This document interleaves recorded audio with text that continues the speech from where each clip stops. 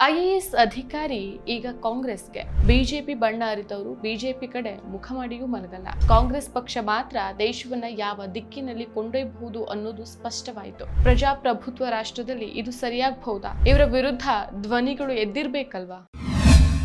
ನಮಸ್ಕಾರ, ಈ ದಿನಕ್ಕೆ ಸ್ವಾಗತ. ನಾನು ಶ್ರೀಯಂ ಪವಿತ್ರ. ಭಾರತದ ರಾಜಕೀಯ ಕ್ಷೇತ್ರದಲ್ಲಿ ಮಾಜಿ ಸರ್ಕಾರಿ ಅಧಿಕಾರಿಗಳು ಹೆಚ್ಚು ಸಕ್ರಿಯರಾಗ್ತಿದ್ದಾರೆ.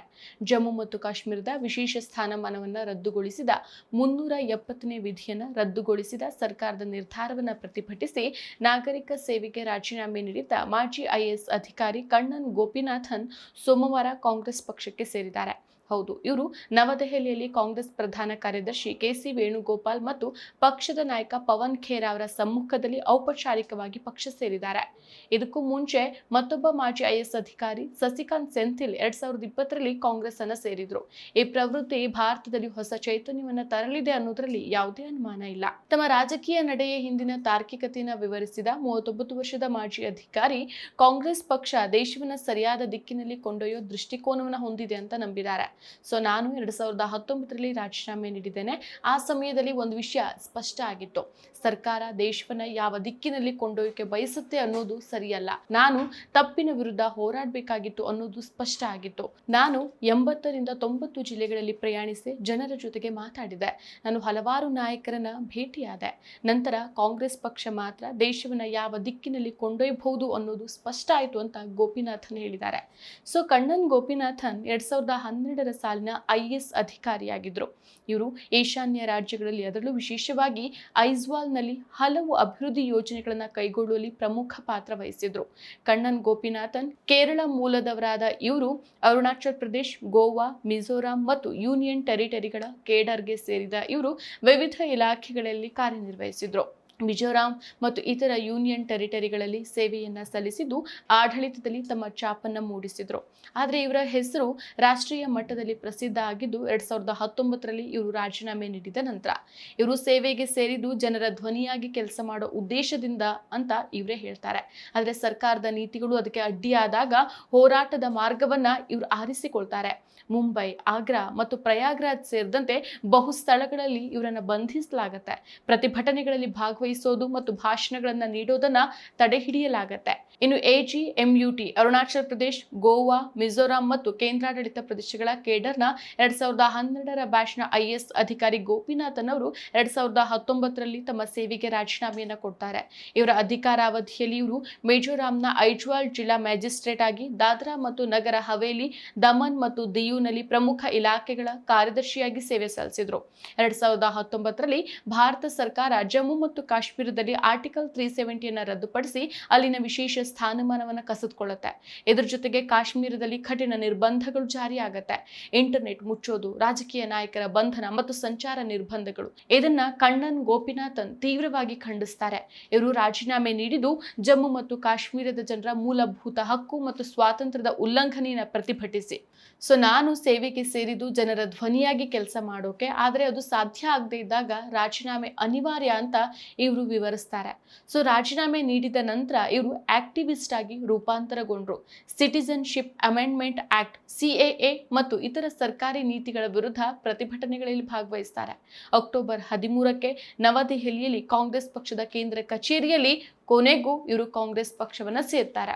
ಕಾಂಗ್ರೆಸ್ ನಾಯಕರು ಕೆಸಿ ವೇಣುಗೋಪಾಲ್ ಮತ್ತು ಪವನ್ ಖೇರಾ ಸಮ್ಮುಖದಲ್ಲಿ ಇವರು ಕಾಂಗ್ರೆಸ್ ಅನ್ನ ಸೇರ್ಕೊಂಡಿದ್ದಾರೆ.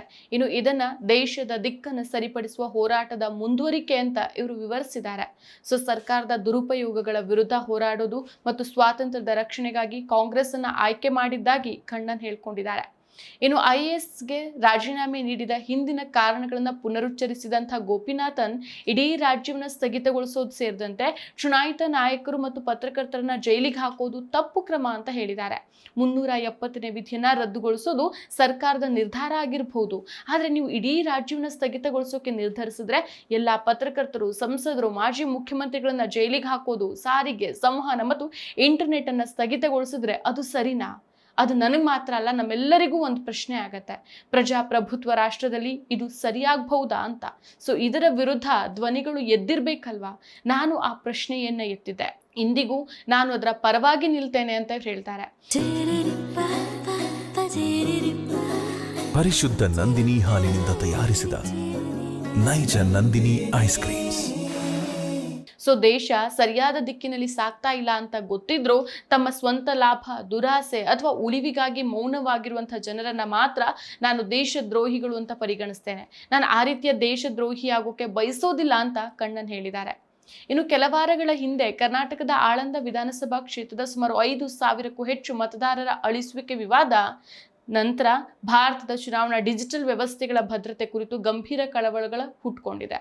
ಇದಕ್ಕೆ ಪ್ರತಿಕ್ರಿಯೆಯಾಗಿ ಮಾಜಿ IAS ಅಧಿಕಾರಿ ಮತ್ತು ಸಾಮಾಜಿಕ ಕಾರ್ಯಕರ್ತರಾಗಿದ್ದಂತಹ ಕಣ್ಣನ್ ಗೋಪಿನಾಥನ್ ಅವರು ಸ್ವತಂತ್ರವಾಗಿ ಚುನಾವಣಾ ಆಯೋಗದ ವೋಟರ್ ಹೆಲ್ಪ್ಲೈನ್ ಅಪ್ಲಿಕೇಶನ್ VHA ಮತ್ತು voters.eci.government.in ಪೋರ್ಟಲ್ನ ಭದ್ರತಾ ವಿಮರ್ಶೆಯನ್ನ ನಡೆಸಿದ್ರು. ಇದರ ತನಿಖಾ ವರದಿಗಳು ಎಕ್ಸ್ ಅಂದ್ರೆ ಹಿಂದಿನ ಟ್ವಿಟರ್ನಲ್ಲಿ ಸಾರ್ವಜನಿಕವಾಗಿದ್ದು, ಡಿಜಿಟಲ್ ಯುಗದಲ್ಲಿ ಸೂಕ್ಷ್ಮ ಮತದಾರರ ದತ್ತಾಂಶವನ್ನು ನಿರ್ವಹಿಸುವಲ್ಲಿ ಮತ್ತು ರಕ್ಷಿಸುವಲ್ಲಿ ಭಾರತದ ಚುನಾವಣಾ ಆಯೋಗದ ಸನ್ನದ್ಧತೆಯ ಬಗ್ಗೆ ತೀವ್ರ ಪ್ರಶ್ನೆಗಳನ್ನು ಎತ್ತಿದ್ರು. ಈಗ ಕಣ್ಣನ್ ಅಫಿಷಿಯಲ್ ಆಗಿ ಕಾಂಗ್ರೆಸ್ ಪಕ್ಷವನ್ನ ಸೇರೋ ಮೂಲಕ ತಮ್ಮ ಹೋರಾಟವನ್ನ ಮುಂದುವರಿಸಲಿದ್ದಾರೆ. ಅಷ್ಟೇ ಅಲ್ಲ, 2018ರ ಕೇರಳ ಪ್ರವಾಹದ ಸಮಯದಲ್ಲಿ ಕಣ್ಣನ್ ತಮ್ಮ IAS ಅಧಿಕಾರಿ ಗುರುತನ ಬಹಿರಂಗಪಡಿಸದೆ ವಿವಿಧ ಪರಿಹಾರ ಶಿಬಿರಗಳಲ್ಲಿ 8 ದಿನಗಳ ಕಾಲ ಸ್ವಯಂ ಸೇವಕರಾಗಿ ಕೆಲಸ ಮಾಡಿದ್ರು. ದಾದ್ರಾ ಮತ್ತು ಹವೇಲಿ ಹಾಗೆಯೇ ದಮನ್ ಮತ್ತು ದೀವ್ನಲ್ಲಿ ಕೀ ಡಿಪಾರ್ಟ್ಮೆಂಟ್ಗಳ ಕಾರ್ಯದರ್ಶಿಯಾಗಿ ನಷ್ಟದಲ್ಲಿ ನಡೀತಾ ಇದ್ದಂಥ ಸರ್ಕಾರಿ ವಿದ್ಯುತ್ ವಿತರಣಾ ಕಂಪನಿಯನ್ನ ಲಾಭದಾಯಕವಾಗಿ ಪರಿವರ್ತಿಸುವಲ್ಲಿ ಮತ್ತು ಸಿಸ್ವಾಸಾದಲ್ಲಿ 2 ದಶಕಗಳ ವಿಳಂಬವಾದ ರಿಂಗ್ ರೋಡ್ ಪ್ರಾಜೆಕ್ಟ್ ಅನ್ನ ಪೂರ್ಣಗೊಳಿಸುವಲ್ಲಿ ಇವರು ಪ್ರಮುಖ ಪಾತ್ರವನ್ನ ವಹಿಸಿದ್ರು. ಇನ್ನು ಇವರ ರಾಜೀನಾಮೆ ನಂತರ ದೇಶದಾದ್ಯಂತ 80ರಿಂದ 90 ಜಿಲ್ಲೆಗಳಿಗೆ ಪ್ರಯಾಣ ನಡೆಸಿ ಜನರ ಜೊತೆಗೆ ಮಾತಾಡಿ ಹಲವು ನಾಯಕರನ್ನ ಭೇಟಿಯಾದ ಅನುಭವದ ಆಧಾರದ ಮೇಲೆ ಕಾಂಗ್ರೆಸ್ ಮಾತ್ರ ದೇಶವನ್ನ ಸರಿಯಾದ ದಿಕ್ಕಿನಲ್ಲಿ ಕೊಂಡೊಯ್ಯುವ ರಾಜಕೀಯ ಶಕ್ತಿ ಅಂತ ಇವ್ರು ಹೇಳ್ತಾರೆ. ಸೊ ಇವರು ಸಹ ರಾಜಕೀಯ ಭವಿಷ್ಯದಲ್ಲಿ ಹೆಚ್ಚಿನ ಬದಲಾವಣೆಗಳನ್ನು ತರೋ ಸಾಧ್ಯತೆ ಇದೆ. ಯಾಕಂದ್ರೆ ಈ ಹಿಂದೆ ಸಸಿಕಾಂತ್ ಸೆಂಥಿಲ್ ಕರ್ನಾಟಕ ಕೇಡರ್ನ ಮಾಜಿ IAS ಅಧಿಕಾರಿಯಾಗಿದ್ದವರು 2019ರಲ್ಲಿ ಕೇಂದ್ರ ಸರ್ಕಾರದ ಫ್ಯಾಸಿಸ್ಟ್ ನೀತಿಗಳ ವಿರುದ್ಧ ರಾಜೀನಾಮೆಯನ್ನ ಕೊಡ್ತಾರೆ. ನಂತರ 2020ರ ನವೆಂಬರ್ನಲ್ಲಿ ಇವರು ಕಾಂಗ್ರೆಸ್ ಅನ್ನು ಸೇರ್ಕೊಂಡು ತಮಿಳುನಾಡಿನ ತಿರುವಳ್ಳೂರಿನಿಂದ ಸಂಸದರಾಗಿ ಆಯ್ಕೆ ಆಗ್ತಾರೆ. ಅವರ ರಾಜಕೀಯ ಪ್ರಯಾಣ ಶಿಕ್ಷಣ ಮತ್ತು ಸಾಮಾಜಿಕ ನ್ಯಾಯದ ಕಡೆಗೆ ಕೇಂದ್ರೀಕೃತ ಆಗಿದೆ. ಫಾರ್ ಎಕ್ಸಾಂಪಲ್, ಇತ್ತೀಚೆಗೆ ಶಿಕ್ಷಣಕ್ಕೆ ಸಂಬಂಧಿಸಿದ ಉಪವಾಸ ಸತ್ಯಾಗ್ರಹವನ್ನು ಇವರು ಕೈಗೊಂಡಿದ್ರು. ಸೊ ಜನರ ಕಷ್ಟ ನೋವುಗಳಿಗೆ ಸ್ಪಂದಿಸುವಂತ ಸಂಸದರಾಗಿ ಸಸಿಕಾಂತ್ ಸೆಂಥಿಲ್ ಹೊರಹೊಮ್ಮಿದ್ದಾರೆ. ಸೊ ಸೆಂಥಿಲ್ ಹಾಗೂ ಕಣ್ಣನ್ ಅವರಂತಹ ದಕ್ಷ ಅಧಿಕಾರಿಗಳು ರಾಜಕೀಯವನ್ನ ಆಯ್ಕೆ ಮಾಡೋದು ಸರ್ಕಾರದ ನೀತಿಗಳ ವಿರುದ್ಧ ಪ್ರತಿಭಟಿಸುವ ಒಂದು ದಾರಿ. ಪ್ರಜಾಪ್ರಭುತ್ವ ವಿರೋಧಿ ಶಕ್ತಿಗಳನ್ನ ಮಟ್ಟ ಹಾಕೋ ಗುರಿಯನ್ನ ಮಾಜಿ ಅಧಿಕಾರಿಗಳು ಹೊಂದಿದ್ದಾರೆ. ಸೊ ಕಣ್ಣನ್ ಗೋಪಿನಾಥನ್ ಅವರಂತಹ ಮಾಜಿ ಅಧಿಕಾರಿಗಳು ರಾಜಕೀಯಕ್ಕೆ ಪ್ರವೇಶಿಸುವ ಪ್ರವೃತ್ತಿ ಹೆಚ್ಚಬೇಕಾಗಿದೆ. ಇದು ಭಾರತದ ರಾಜಕೀಯದಲ್ಲಿ ಹೊಸ ಚರ್ಚೆಯನ್ನ ಹುಟ್ಟಾಕತ್ತೆ. 2025ರಲ್ಲಿ ಜನಸುರಾಜ್ ಪಾರ್ಟಿಗೆ ಸುಮಾರು 6 ಮಾಜಿ IAS ಅಧಿಕಾರಿಗಳು ಸೇರಿದ್ದಾರೆ. ಸೊ ಅಧಿಕಾರಿಗಳು ನೀತಿ ನಿರ್ಮಾಣದಲ್ಲಿ ಅನುಭವ ಹೊಂದಿರೋದ್ರಿಂದ ರಾಜಕೀಯದಲ್ಲಿ ಪರಿಣಾಮಕಾರಿಯಾಗಿ ಕೆಲಸವನ್ನ ಮಾಡಬಹುದು. ಅದರಲ್ಲೂ ಹಲವರು ಸರ್ಕಾರದ ನೀತಿಗಳ ವಿರುದ್ಧ ಹೋರಾಟ ಮಾಡೋದಕ್ಕೆ ರಾಜಕೀಯಕ್ಕೆ ಬರ್ತಿದ್ದಾರೆ. ಸೊ ಮಾಜಿ ಅಧಿಕಾರಿಗಳ ರಾಜಕೀಯ ಪ್ರವೇಶ ಭಾರತೀಯ ರಾಜಕೀಯಕ್ಕೆ ಹೊಸ ಆಯಾಮ ನೀಡುವಂತೆ ಕಾಣ್ತಾ ಇದೆ. ಕಣ್ಣನ್ ಮತ್ತು ಸೆಂಥಿಲ್ ಅವರಂಥವ್ರು ಪ್ರಜಾಪ್ರಭುತ್ವದ ಪರವಾಗಿ ಹೋರಾಡ್ತಾ ಇರೋದು ಇದಕ್ಕೆ ಉತ್ತಮ ಉದಾಹರಣೆ. ಸೊ ಅವರ ಭವಿಷ್ಯದ ರಾಜಕೀಯ ಪಾತ್ರ ಏನಾಗಬಹುದು ಅನ್ನೋ ಕುತೂಹಲ ಜನರಲ್ಲಿ ಮೂಡಿದೆ. ಮತ್ತಷ್ಟು ವಿಶೇಷ ವಿಡಿಯೋಗಳನ್ನು ನೋಡಲು ಮತ್ತು ಹೊಸ ವಿಡಿಯೋಗಳ ಬಗ್ಗೆ ತಿಳಿಯಲು ಈ ದಿನ .com ಯೂಟ್ಯೂಬ್ ಚಾನೆಲ್ ಸಬ್ಸ್ಕ್ರೈಬ್ ಮಾಡಿ ಮತ್ತು ಬೆಲ್ ಐಕಾನ್ ಕ್ಲಿಕ್ ಮಾಡಿ.